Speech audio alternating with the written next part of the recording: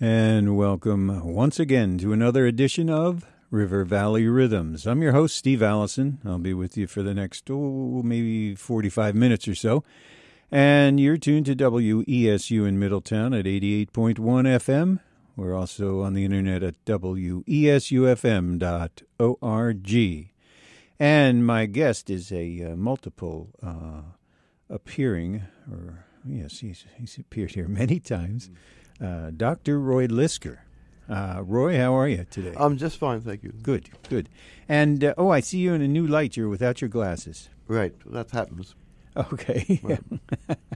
and today, this is actually a conversation I had hoped to have back in November. Yeah, back around the time of... It was at the time that Alexander Grothendieck died. Yes. In November.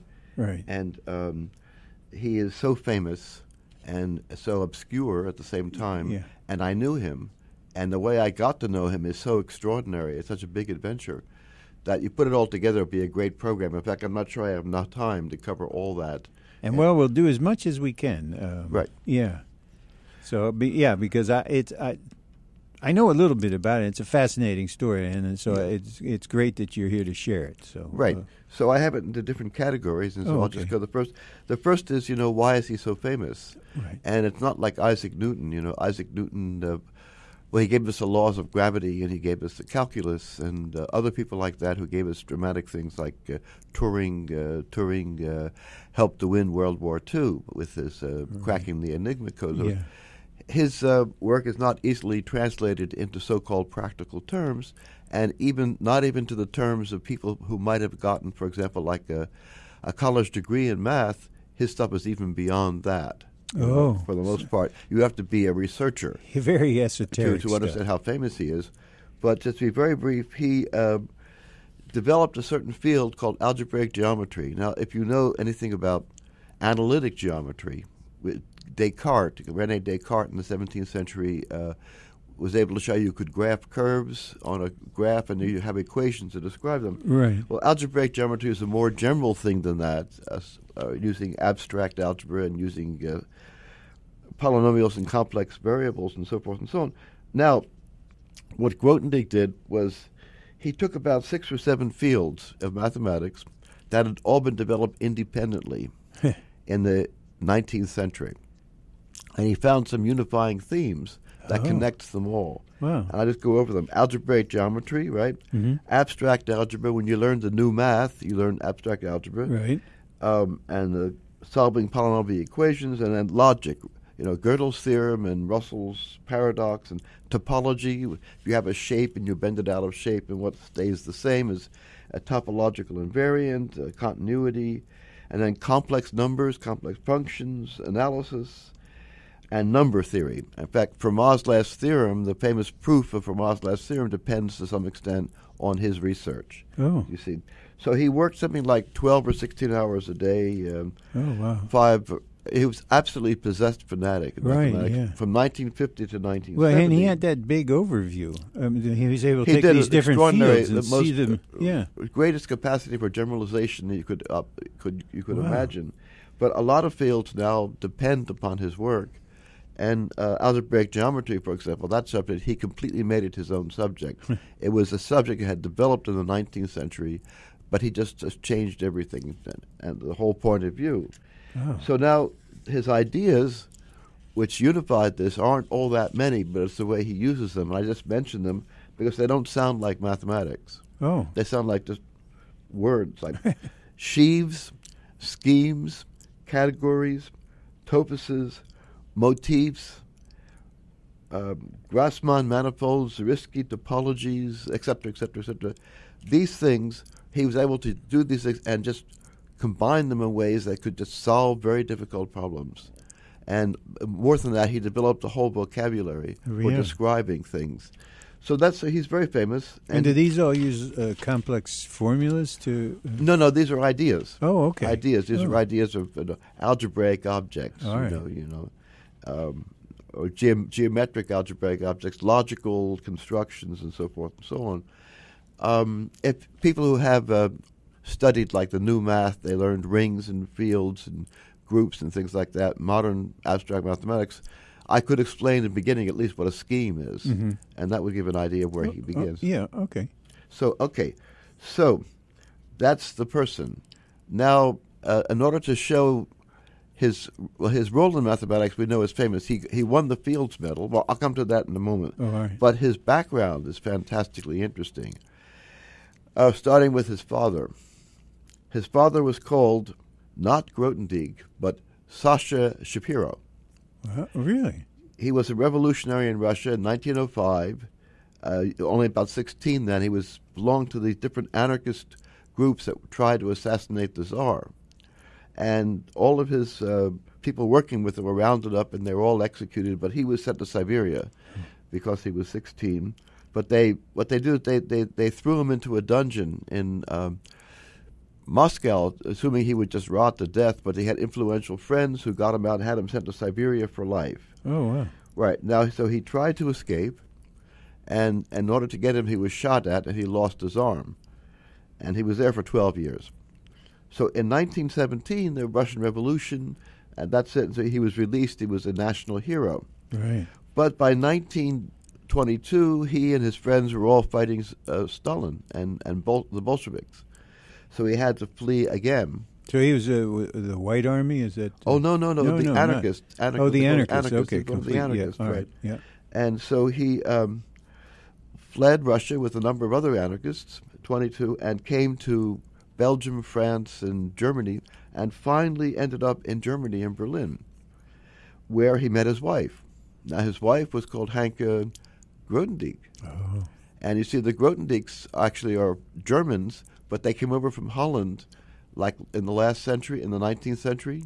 Okay. So they kept the Grothendieck name, and it was actually a middle-class family, very respectable, and she had decided that she wanted to be an anarchist. Oh. So she left the family. She became an anarchist journalist, and she met Sasha Shapiro, who was surviving by taking photographs on the streets of Berlin with his one arm, and wow. photograph. Anyway, they got married, as much married as anarchists can get married. Right, yeah. Right? And they had, Alexander was born in 1928. Okay. In 1936, after, the Nazis came to power in 1933. Right. So everybody's in danger because Shapiro was Jewish and obviously Grothendieck was Jewish. But they left Alexander Grothendieck with a Protestant minister called Wilhelm Heydorn. And they went off to Spain to fight the Spanish Civil War. Right. And so Grothendieck is being raised in Berlin with a Jewish father, with a German name, actually a Dutch-German name, Right. Up to about 1939. Oh. So at which time he's already almost 11. And at this point, Wilhelm Heydorn said he couldn't take care of him anymore. He couldn't guarantee his safety, and sent him to France about 1 month before the Germans showed up in Paris. So he was, I know, it's a fantastic story, Yeah. He was sent to join his father and his mother, and they were interned in a, in a refugee camp as suspected, foreigners, possible foreign spies, in Le Vernet. But he was let out. His father went to Paris, and got involved with anarchist politics again. The Germans picked him up and sent him to a concentration camp, and that was the end of his father. Oh. But his mother went into hiding somewhere, and he went into a very interesting village. What is the name of the guy?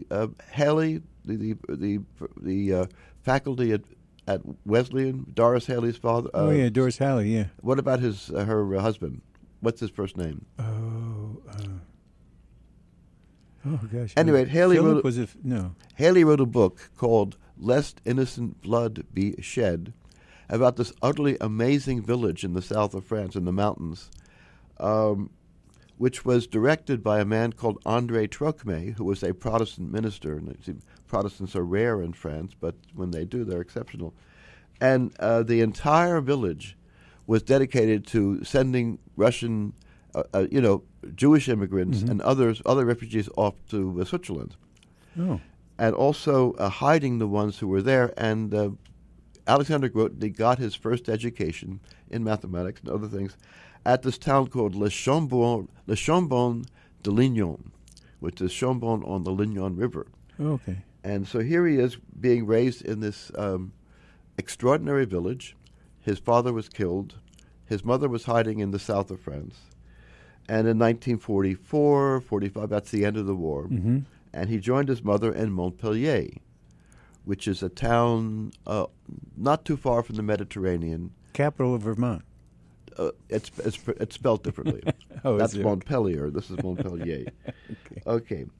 So this was down by the water. Down by the not too far from the Spanish border and rather close to the Mediterranean. Yeah. Okay. Right. Between Marseille and a city called Perpignan, which really is close to the Spanish border. Okay. Now, so he's reunited now with his mother. Reunited with his mother. Yeah.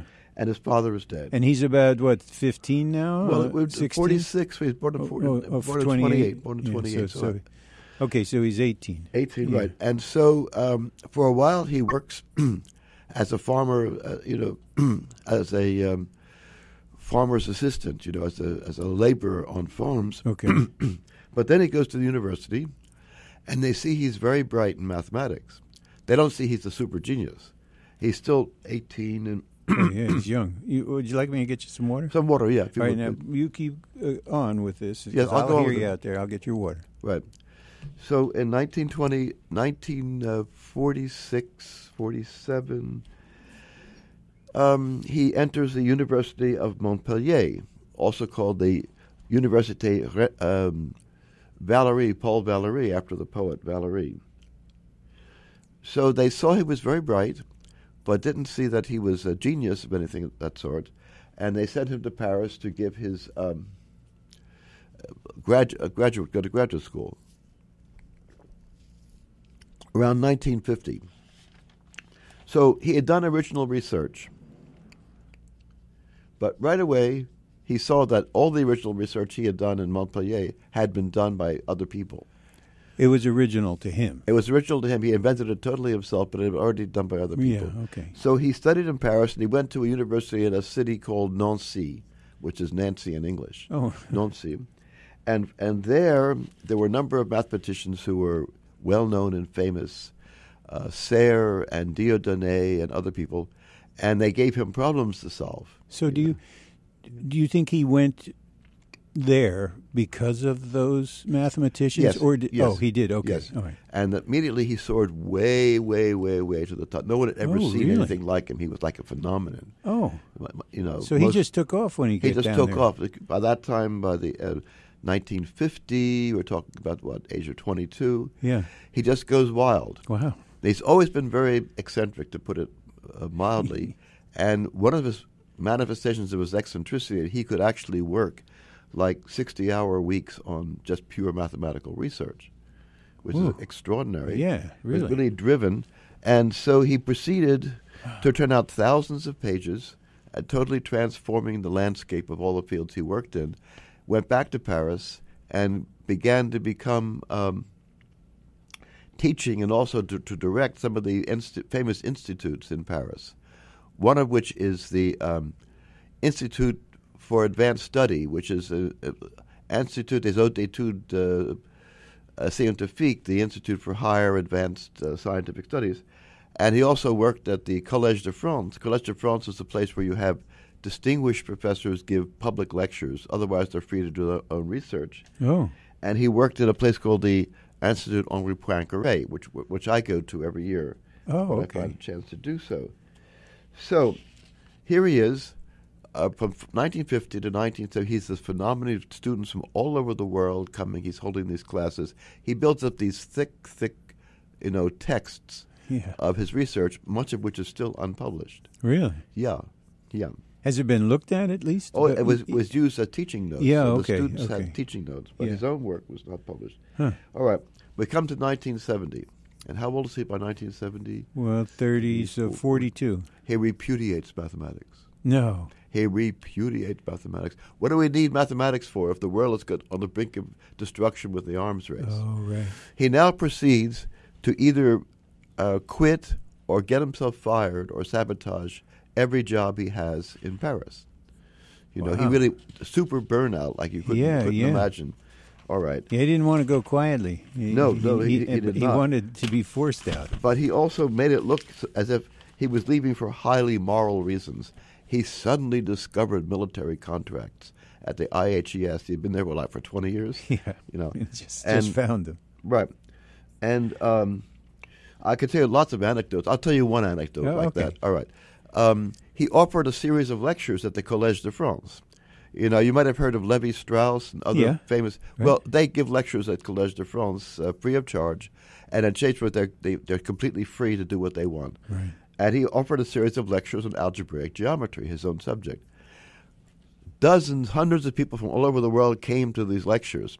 Or they're sitting in the audience. He comes out and says, well, between you and me and the lamppost, who cares about algebraic geometry? The world's on the brink of destruction. I'm going to talk about the arms race. Really? Yes. Rather eccentric. Yeah. Very eccentric. And, for example, he had this job at the IHES again. He had an office there, and he had certain responsibilities, and he was criticized. You never show up. That's all right. I do more research in a day than the rest of you do in a year. That was his answer. Yeah, that's right. Okay. That's right. Anyway, so strange guy. He goes down to Montpellier. He rejoins his mother. I forget when she died. Maybe around then. Before she died, she wrote a 3,000-page memoir called A Woman, Eine Frau, which is full of fascinating material. Wow. Right. 3,000 pages. Right. But they're compulsive writers, everybody there. Yeah. So now he goes teaching at Montpellier University, where he had originally been, teaching elementary subjects like calculus and trigonometry and so forth. He's like a math teacher. Just becomes an ordinary math teacher, but he's more interested in organic farming.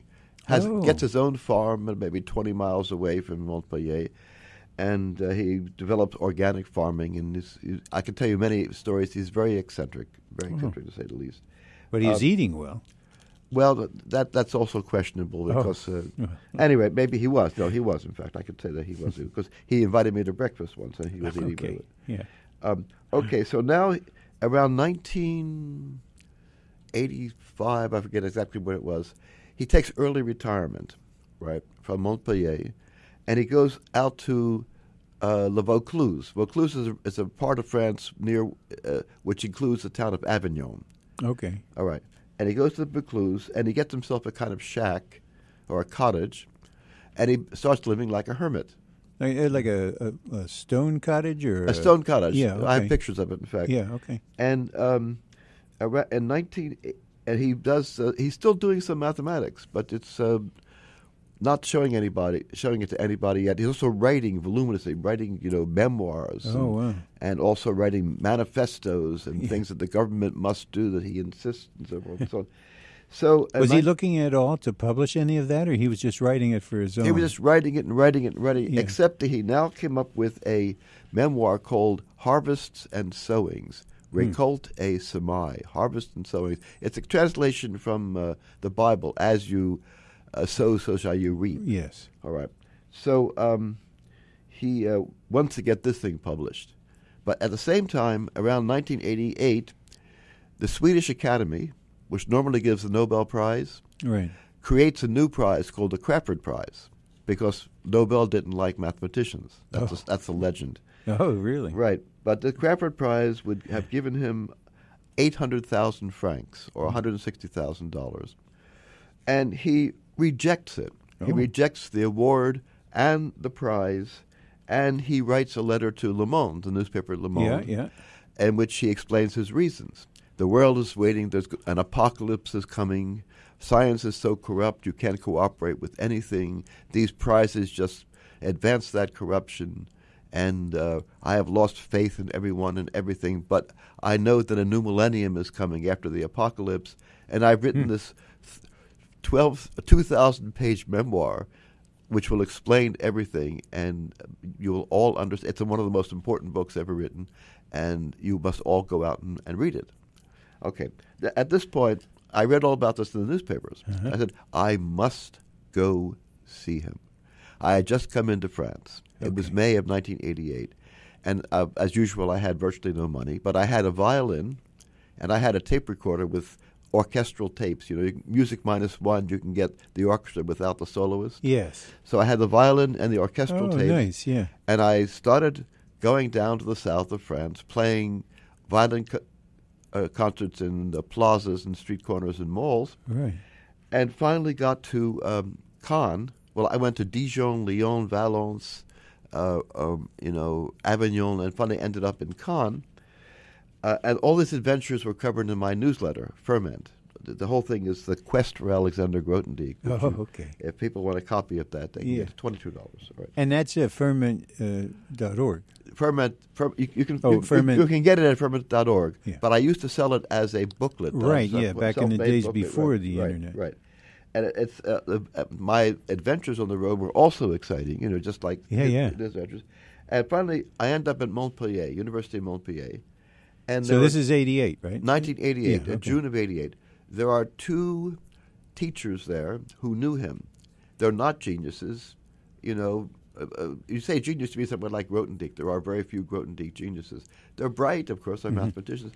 And we sit around talking, and they tell me all these fabulous stories about him, Maybe you haven't got time to relate them. Well. But I'll try to relate one. Yeah, I mean, we still have a good 25 minutes. Oh, well, yeah, sure, then I will. Grothendieck was... we would usually go out to his farm at night after teaching, but sometimes he got stuck in Montpellier. He would just show up at the apartments of one of his colleagues and say, "Look, I need a place to stay tonight." And sometimes he would just show up, Yeah. And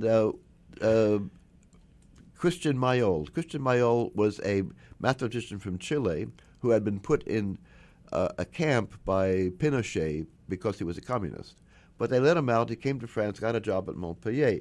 He was there with his wife and children, having a rather rough time of it because, he's an immigrant and all that. Yeah.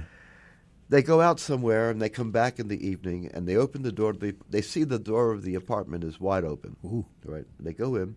What's going on? And they look at the fireplace. There are some logs being burnt in the fireplace. Then they look at the windows. The windows are all thrown wide open, so all the heat is going out. And they say, who did this?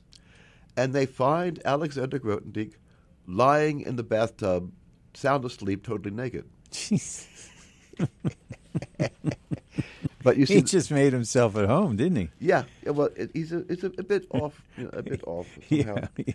So, anyway, they gave me his secret address. Oh. Right? At a very solemn moment, I was given the secret address, and I was advised, if you're going to go out to see him, pardon me. And this would be to his farm.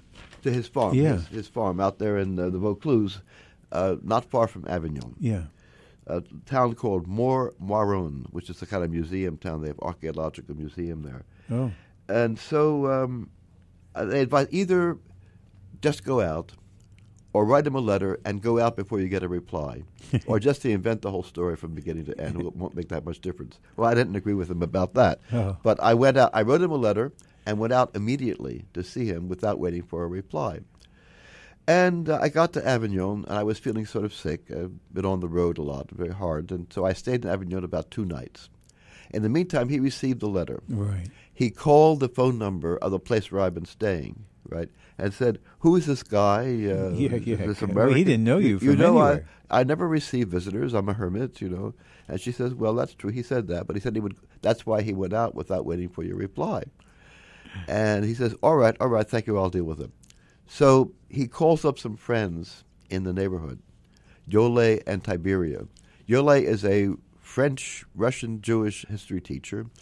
Tiberio is a Brazilian Cubist pianist. They live together in Mazan. And he says, could you put this guy up for the night? You see, he always thought about it. Yeah. So, all right, after 2 nights in Montpellier and Avignon, I take the bus out to Montmoron. And I go into it's just one hotel there, and there's a bartender and the people around the bar and so on. And I said, do you know where I can find the house of Alexander Grothendieck?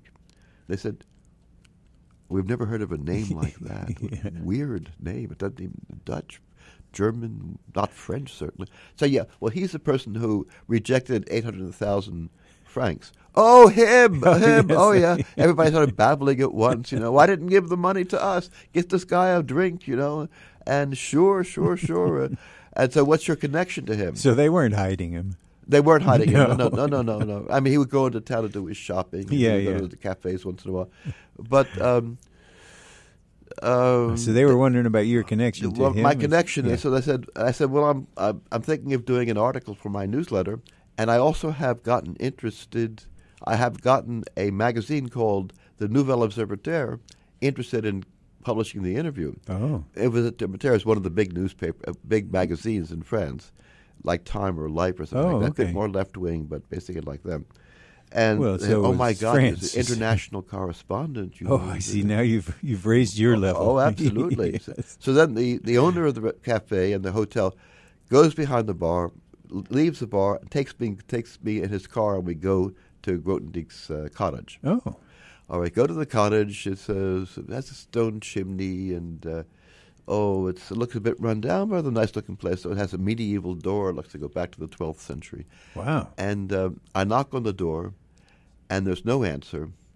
And so we decide to go back and wait. Maybe he's gone shopping. We go back into town, and the proprietor's wife comes running out saying he was seen at the grocery store. You can go back and find him. So we do. We come back, and there is his car, the cheapest make on the market. He's an anarchist, Yes. And I knock on the door, and out comes this guy blinking in the light. It really looks a bit like Allen Ginsberg. Oh. But a good deal brighter. I hate to say that. That's mean, But anyway, it looks like Allen Ginsberg. But you see, the front of his mouth has this huge hole with all the teeth he's been neglecting. Oh. This enormous hole. Oh, wow. Carrot's teeth. Bearded, and he's also wearing a kind of peasant's garb, right? And I start talking. Like an overshirt? Overshirt guy. I start talking, and he's listening, and he's listening, and then suddenly he breaks into a smile. Oh. My God, I've got a visitor, And he says, well, Mr. Lisker, you know my policy of never allowing visitors, but you've come so far. Come and have breakfast. Oh, nice. So he took me to have breakfast, and we talked about various things. Once again, he's very eccentric, and I could go. How much time do I have? We have 17 minutes. I'll give one example. But so you were you able to talk to him on his level with the math? No. He wouldn't do that. It's not. Well, one, he said that he had abandoned math. Oh, he really meant that. No longer a mathematician. He was living for the transmission of his dreams. Oh, he said, but he still does some math, but it's not math that I'm familiar with. I know people who are no better than I am at mathematics can do this stuff, and I don't understand what they're doing.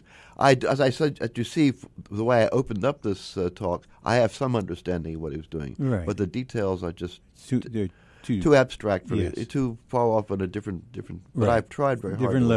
Different level. Yeah. And at any rate, he said he wasn't doing mathematics anymore, but that he was angry at Le Monde, the newspaper that had published his letter. Right. They changed 3 words. Oh, how dare they perform this censorship? And I said, well, look, Alexander, call them up, point it out, tell them to print the retraction and print the 3 words that they substituted. Oh, no, they offered to do that. I insist they must republish the whole thing with a full apology. So he says, Roy, do you know a lawyer up in Paris who might take care of this for me? Oh, jeez. This guy's a hermit. He's going to go to Paris for over 3 words. Right. And I said, well, I'll think about it. Yeah. But at any rate, then he took me down to the lower level of his building, and he had a very, very nicely arranged Zen dojo with a statue of the Buddha and joss sticks and cushions and futons and so forth and so on. Set me down on the couch and gave me the file of all the letters he'd received since he rejected the Crawford Prize, making different opinions about how they interpreted it. So I was able to spend an hour or so reading all these letters. And these are letters from obviously everybody. People in the know. No. Oh, no. No, this utter idiot saying, give the money to me because, Oh, really? Yeah. And this one girl from Vienna saying, well, her father was laid up bedridden and can't work, and she has no money. She needed money to take care of him. he wrote a nice letter back saying, I can't accept the prize and the money, too. I can't reject both the prize and the money. And then the various political causes that he had worked with, saying, well, they gave the money to him, they would, to them, I see. it would go to his everybody was causes. looking for his money. Yeah, right, that's right. But not everybody, not everybody. Okay. Now, there was one girl who used to be his student. Oh. She said, I used to be your student. Here's a photograph of me back then.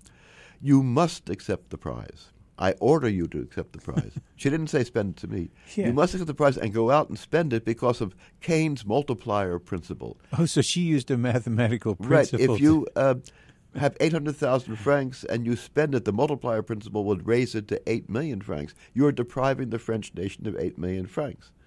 You see, which is ridiculous if you look at the economics of it. But at any rate, that's the way she... Yeah, that was her solution. That was her solution. Yeah. Then somebody wrote a letter about how he had been harassed by the military to do research on cancer cells. He had done research on killing cancer cells, and they wanted him to do research on using cancer cells to kill the enemy.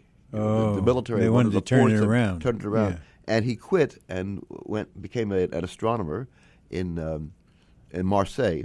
And they tried to force him back into this. Now, how much of this is true, we don't know, but that's what he gave the story. This is what had happened.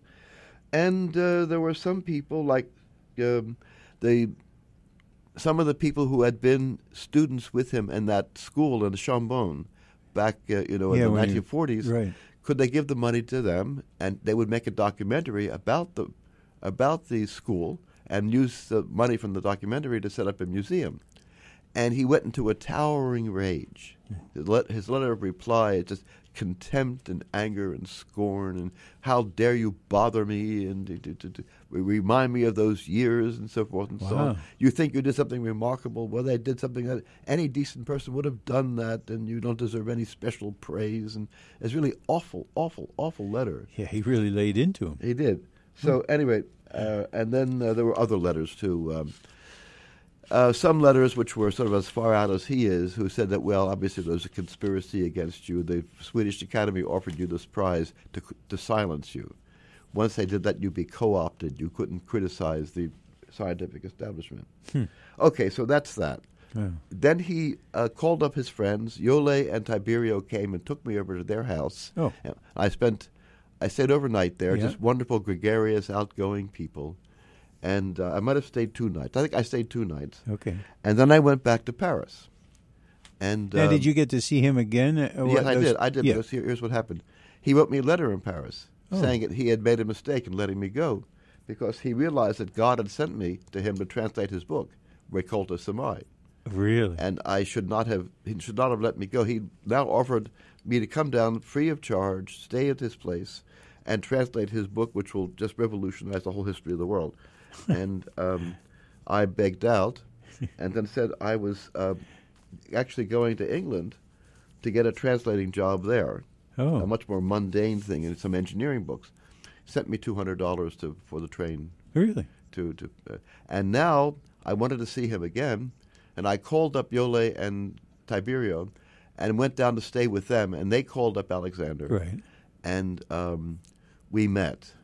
And he's actually an interesting person, and he said he had been concerned about me, my intellectual, mental, moral condition, whatever it was, concerned about me.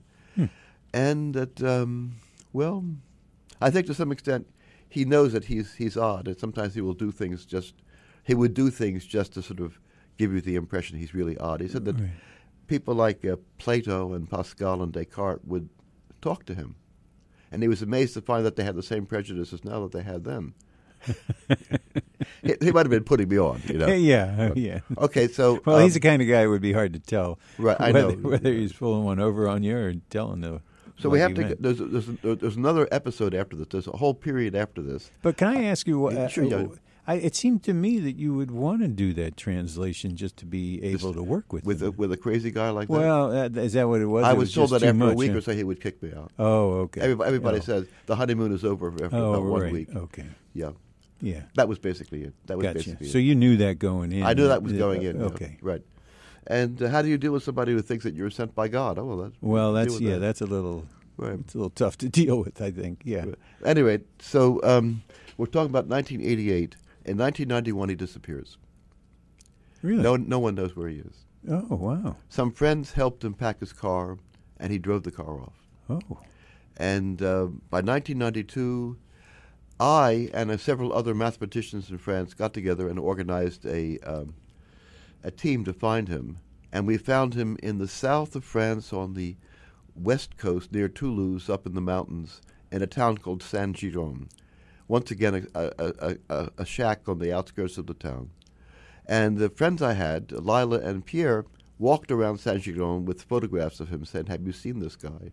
And they found him. Wow. And he was actually very friendly with them for a while, but the same thing happened. After a week or two, he said, out, go, you know. But he did, how were you able to track him down? Because that's a lot of territory. And right. It was known that he had gone to somewhere. He had called up Yolet, in fact, and said, Okay. I'm around Toulouse somewhere. Oh, okay. So you Through had the it grapevine. narrowed down a Had bit. it narrowed down enough Okay. that they could just go You and focus ask around. on an area. Right, that's right. Okay. And so he was friendly, but just for a time. Just for a time, but then after he kicked them out, he wrote them letters. Oh. And the letters got stranger and stranger because being isolated and seeing And nobody. this is 92, right? Right, but how old is he by So that he's time? 60, no, Yeah, 88 would be 60 years, right? So Right. he's 64. That's right. Yeah. And He's been on his own for like how many years yeah, now? but now he's totally isolated. Now. Yeah, Now yeah. he really doesn't even have his friends. Oh, yeah. okay. And he sends them letters. The letters are very strange. And at a certain point, he calls up a student of his, an ex-student called Jean Malgoire. Jean Malgoire is a mathematician in the same field. Malgoire comes out to see him, and Grothendieck has these boxes of mathematical research. And he says, here, it's all yours. Ooh. You can publish it all. You can throw it away. I don't want to see it. It's yours. Okay? Wow. That was in 1992 or so. Huh. Gosh, that's... And did he do that? He gave them away? No, well, he did, but then he changed his mind. Who would have thought? In must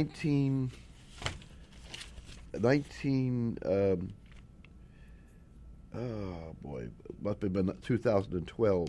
Oh, wow, another 10... Oh, that's 20 years. Right. 2012, 2010. He issued Nearly 20 years, though. 2010, he issued an ultimatum to the world. He called up various places. He called up libraries. He insisted they take his books off their shelves. He was going to everywhere, anything that had been published about him or by him or reissued since he left mathematics in 1970 should be destroyed. And if people didn't do this, they were immoral and they were violating God's commands. And Wow. So he wrote this thing that, And he's 82 now, right? He's, right. Yeah. In 2010. That's Yeah. right. Springer, the famous publishing house Springer, was coming out with a new edition of his earlier work on algebraic geometry. He called them up and told them to stop publishing immediately. Ooh. You know, and then Now, did he have the authority to do that? well, it's hard to say. Yeah. That they don't want to step into this area.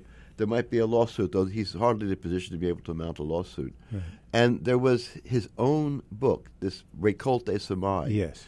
that he wanted hundreds of people to read yeah. when I saw him. Right. Now, in 2010, he wants the book totally destroyed. Well, he wanted that gone as well. Yeah, and Oh, wow. the IHES was about to bring out a completely annotated edition of Récolte des Semailles, and they had to shut it down.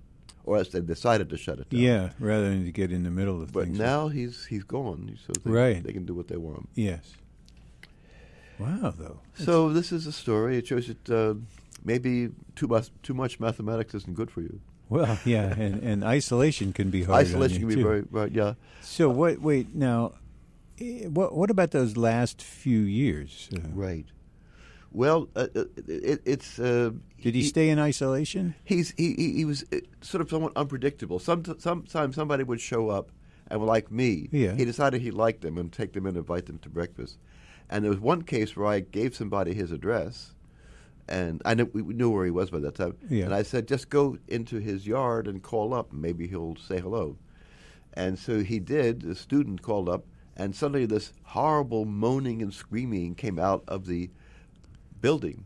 and chased him away. Ooh. Somebody shouting and screaming. That was Grundy. And so he was scared. Yeah, And frightened so away. we had to he said to us emails, we had to calm him down after that. Wow. So Right. yeah, it must have been pretty frightening sounds. Yes. Ooh. So he really did want his privacy.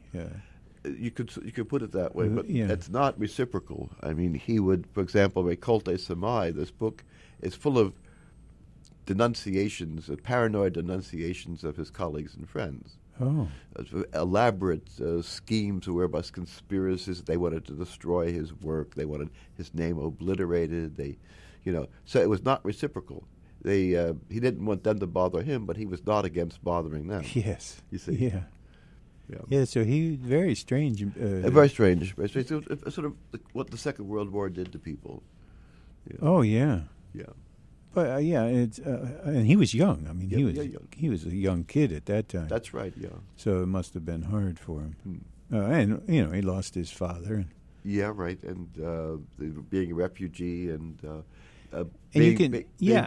and I think you can see how he would have. It would have been an easy thing for him to become engrossed in the math. That's right. Because he could bury himself in it basically and block out everything else because he's just dealing with theoretical numbers. And clearly there's some kind of genetic disposition too. He has the mind of a mathematician. He's a Asperger's syndrome, for example, it's a thing like that. Oh, yeah. Okay. Yeah. Huh. Oh man. So you were at least able to meet with him at least on a couple of occasions. Yes. And I do remember, and that goes back a ways that you had that conversation about tracking him down. Right. Yeah. And trying to find him. So in one sense, I guess it's a good thing that you did that and you were able to meet with him. Yeah. So that you could formulate your own thoughts on him without it just being conjecture. Right. Did he spend a good deal of time in conversation with you so that you could pick up something from him? Not that much. We just had breakfast together. Yeah. Basically. And then later when I went out to see him the second time, we spoke for maybe half an hour. Yeah. We spoke for maybe half an hour when I went to see him the second time. Okay. Yeah. Huh. And then that conversation you had, that was by letter, the one about doing the translation. And that's right, yeah. Yeah. Huh. All right. Well, I mean, we have a couple of minutes left. Sure. Do you have anything more we need? Well, I'm sure there's a lot more. There's a lot more, lot more. Now that he has died, all kinds of articles about him saying how famous he was and so forth. But in fact, very few people know why he's famous. You have to be in his field to realize how revolutionary his work was. Right, and I mean, it's hard to understand what it was he was doing. But those in the know realize how important that is. Is there any practical? What are the practical ramifications of what he did? Right. Well, the most practical I can think of is that because of his work, a proof was given of Fermat's last theorem. Oh, right. That's what you mentioned earlier. Yeah. And I can't think of any direct practical things except that algebraic geometry, solving equations, you never know, dimension spaces, equations parameterizing equations and the size of the dimension of the space of the parameters and things like that. Differential equations, it's a way of looking at things. It's not really some specific practical applications you can think of. But it's allowed others to think in certain different ways. Very, very much so. Yeah. Which can open up all kinds of doors. Oh yeah. Yeah, all right. And those are the minds that need that sort of thing. Right. There's no question that either directly or indirectly his work will have practical application for years to come. Yeah. Wow. And did anybody kind of follow in his steps? Has anybody at this point? He created a whole field of algebraic geometry. So so I guess that anybody that's in that field is kind of... one of the most famous ones is a person called Pierre Deligne, and Pierre Deligne was his student, and he's published some important and famous results. Needless to say, Grothendieck in his Récolte Samaï just vilifies him and castigates him. Right. It's a very sad, very, very sad. Wow. Yeah. All right. Well, I think... Oh, we have run out of time, Roy. Okay. Dr. Roy Lisker is with me today, and thank you, Roy. And I'd like